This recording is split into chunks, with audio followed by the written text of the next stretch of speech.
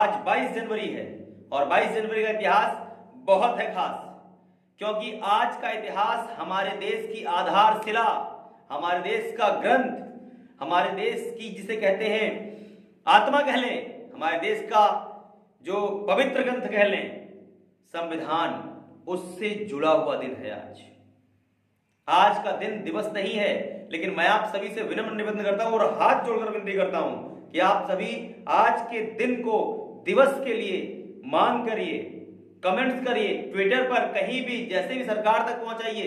कोई जरूरी नहीं मेरे ही चैनल पर करिए आप, ठीक है, आप कहीं भी करिए और आज की इस बात को लोगों तक फैलाइए, क्योंकि 22 जो आज जनवरी है, देखिए अगर हम बात करते हैं तो 22 जनवरी सन 1947 आज ही के दिन देश की प्रस्तावना, देश के संविधान की प्रस्तावना कह लें, उद्देशिका कह लें, ठीक है, इंग्लिश में प्रेम्बल कह लें, इसे अपनाया गया था। संविधान की प्रस्तावना को संविधान सभा ने प्रारंभ में संविधान का अंग नहीं कहा था, परंतु केशवानंद भारती बनाम केरल राज्य के मुकदमे में संविधान का अभिन्न अंग माना था। आज हम उसी प्रस्तावना की बात करते हैं कि प्रस्तावना जो संविधान का परिचय पत्र कही जाती है, प्रस्तावना जिसे संविधान की कुंजी कहते हैं, प्रस्तावना जिसे संविधान की आत्मा कहते हैं, प्रस्तावना जिसे जन्मपत्री कहा जाता है, प्रस्तावना जिसे संविधान के निर्माताओं के मन का विचार कहा जाता है, क्या उसके लिए 22 जनवरी संविधान प्रस्तावना दिवस नहीं बन सकता है? बन सकता है, लेकिन राजनीति और काजनीति इतनी ज्यादा देश में प्रभावी हो चुकी है ना कि देशभक्ति के नाम पर धड़ल्ले से जिसे कहते हैं अनदेखी की जा रही है। मैं चर्चा इस पर करूंगा। एक वीडियो कल के लिए आपके वेट कर रही है। 23 जनवरी हमारे प्यारे दुलारे सुभाष चंद्र बोस जी की जयंती है, उस पर ही बात करेंगे कि 23 जनवरी क्यों देश प्रेम दिवस से पराक्रम दिवस तक पहुंच गई, उस पर भी चर्चा करेंगे मैं किसी पार्टी से जुड़ा नहीं हूं, ना किसी पार्टी का हूं, मैं सिर्फ राष्ट्र हित की बात करूंगा आपसे, देश हित की बात। देश से बड़ा कुछ नहीं है, माँ बाप भाई बहन दोस्त यार प्यार कुछ नहीं, देश है तो हम हैं, समझे दोस्तों। तो आपको बता रहा हूं किसी पार्टी से नहीं कि मैं बीजेपी का विरोधक हूं। आप कमेंट्स करना शुरू करिए खुल के करिए, कोई फर्क नहीं पड़ता, ना मैं बीजेपी का समर्थक हूं, ना कांग्रेस का, ना बसपा का, ना बेसपा का, ना एसपी का, किसी पार्टी का नहीं। जो देश के हित में बात करेगी मैं उस पार्टी का समर्थक में हूं।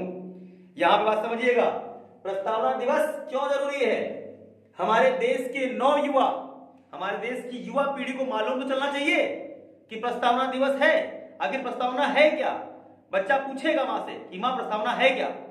उसकी मां को अगर समझ होगा तो बताएगी, नहीं तो वो कहीं से भी बताएगी कि प्रस्तावना किसे कहते हैं बेटा, प्रेम्बल किसे कहते हैं, ठीक है। अब आते हैं प्रस्तावना पर। अगर हम बात करते हैं तो आपको पता है कि प्रस्तावना 13 दिसंबर 1946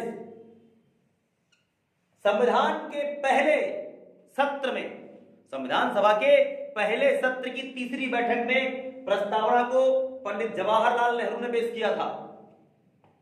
इसे प्रस्तुत किया, संविधान की कार्रवाई शुरू हुई। कहते हैं कि तीसरी बैठक 13 दिसंबर से संविधान सभा की कार्रवाई शुरू हुई थी। माना जाता है 9 को पहली बैठक, 11 को दूसरी बैठक और 13 को तीसरी बैठक, लेकिन ये प्रथम अधिवेशन के दौरान हो रही है। अधिवेशन अलग है, बैठक अलग है। अधिवेशन संविधान सभा के कहा जाए सिविल के अकॉर्डिंग 11 है, वनडे के अकॉर्डिंग 12 है, बैठकें 165 हैं, ठीक है। अब इस बैठक को यानी जब पेश किया गया तो 22 जनवरी 1947 संविधान सभा के दूसरे सत्र में इसको अपनाया गया, स्वीकार किया गया। संविधान सभा ने स्वीकार कर लिया कि हमारे देश की एक प्रस्तावना होगी, हम भारत के लोग, यही सब संविधान सभा में प्रस्तावना की जो है मूल आधारभूत शिला है। 5 शब्द प्रस्तावना के जो है जिसे कभी बदल नहीं सकते आप, ना बदलना चाहिए। संविधान को इसकी रक्षा करते हुए सर्वोच्च न्यायालय ने कहा था अगर इन 5 शब्दों में परिवर्तन हुआ, संविधान के मूलभूत ढांचे में परिवर्तन नहीं कर सकते आप। प्रस्तावना संविधान का अंग जरूर है, तो वो शब्द क्या है देखिए, मैं शब्द लिख देता हूं, उसके लिए एक शॉर्टकट है। बहुत आसान शॉर्टकट है, यही 5 शब्दों पर हमारे देश का संविधान लिखा हुआ है। हम आपसे बता रहे, देखिए, आओ आओ प्रभु, आओ प्रभु शपथ। देखो ये भैया शपथ मैं गलत लिख रहा हूं जानबूझ करके, ठीक है, बड़ा सा होता है, मैं छोटा लिख रहा हूं, शपथ, आओ शपथ लो, ठीक है, प्रभु आओ शपथ लो, या आओ प्रभु शपथ लो, जैसे कह सकते हैं, हम कह रहे हैं आओ प्रभु शपथ लो, ठीक है। ये प्रस्तावना के वो 5 प्रमुख शब्द हैं जिन पर प्रस्तावना की आधारभूत शिला रखी है। अखंडता, प्रभुता, समाजवादी, पंथ निरपेक्ष, लोकतंत्रात्मक, यही वो 5 शब्द है।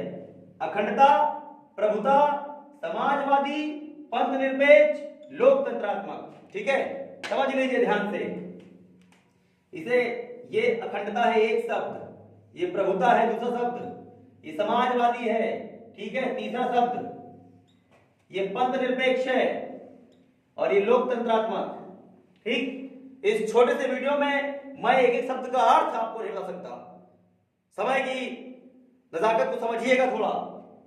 यहां पर कहें अखंडता, पंथ निरपेक्ष और समाजवादी, ये 3 शब्द जोड़े गए 42वें संविधान संशोधन के द्वारा सन 1976 में, और संविधान सभा द्वारा जो संविधान की प्रस्तावना को निरूपित किया गया था, अपनाया गया था, उसे संविधान का अंग माना गया।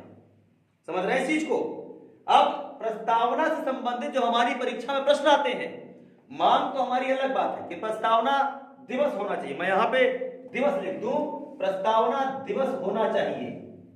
अगर आप सहमत हैं तो कमेंट जरूर करिएगा, प्रस्तावना दिवस होना चाहिए कि नहीं होना चाहिए, ठीक है भाई। राष्ट्रगान दिवस पर मैंने आपसे मांग की थी, आपने समर्थन दिया था पूरा पूरा, अभी मुझे समर्थन चाहिए इस दिवस पर। अगर मेरी बात इल्लीगल लगती है, आप गाली देके चले जाना दोस्त, ठीक है। अगर लगता है ना कि मैं बस ऐसी बातें कर रहा हूं तो बेहिचक आप कमेंट्स करिए, ठीक है। सर जी आप तो चूतिया बनाते हैं, सर जी आप उल्लू बनाते हैं, जो कहना हो कह लो भैया, लेकिन बातें समझना है। यहाँ पे प्रस्तावना दिवस हो गया, ये शब्द हमारे हो गए। कौन कौन से प्रश्न यहां से बनते हैं? प्रस्तावना को प्रस्तुत किया गया था 13 दिसंबर को, 13 दिसंबर 1946 को प्रस्तुत किया गया। ये अपनाए जाने का दिन है, आज का दिन अपनाए जाने का दिन है, ठीक है। अब बात करते हैं कि पूछा क्या जाता है, प्रस्तावना को संविधान की आत्मा किसने कहा था? प्रस्तावना को संविधान की आत्मा पंडित जवाहरलाल नेहरू ने कहा था।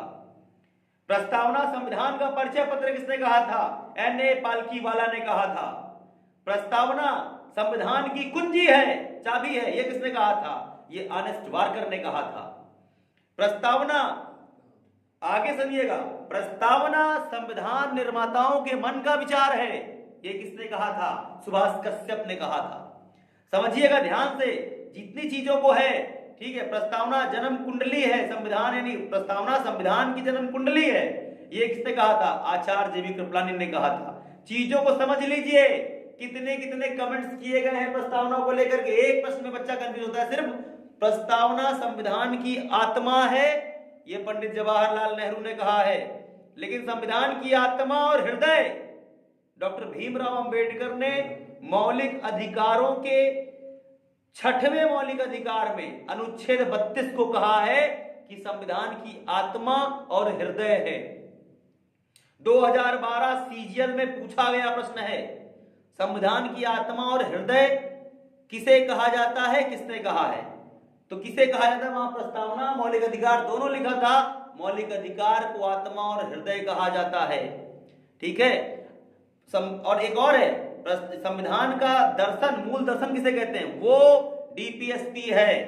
लक्ष्मीकांत पढ़िए, लक्ष्मीकांत साफ साफ लिखा हुआ है, ठीक है। डॉक्टर अंबेडकर इस बात को कहते भी हैं। तो मेरे भाइयों, मेरे दोस्तों, मेरे मित्रों, मेरी बहनों, ध्यान से सुनिए, क्या लगता है ये दिवस नहीं होना चाहिए? आप बताना, आज का दिन कितना ऐतिहासिक दिन है। मैं सुबह से प्रतीक्षा कर रहा था कि शायद किसी की पहल आए। इतने बड़े बड़े चैनल यूट्यूब पर हैं, बहुत बड़े बड़े लोग हैं, हम तो अभी बिल्कुल नए नवेले नवजात शिशु की तरह हैं, हमारी क्या बिसात उनके आगे। लेकिन मैं देख रहा था कि हाँ, बस आजकल जो जनता को कॉमेडी पसंद है बस वो दीजिए, पेपर में जो आना है उससे मतलब नहीं है।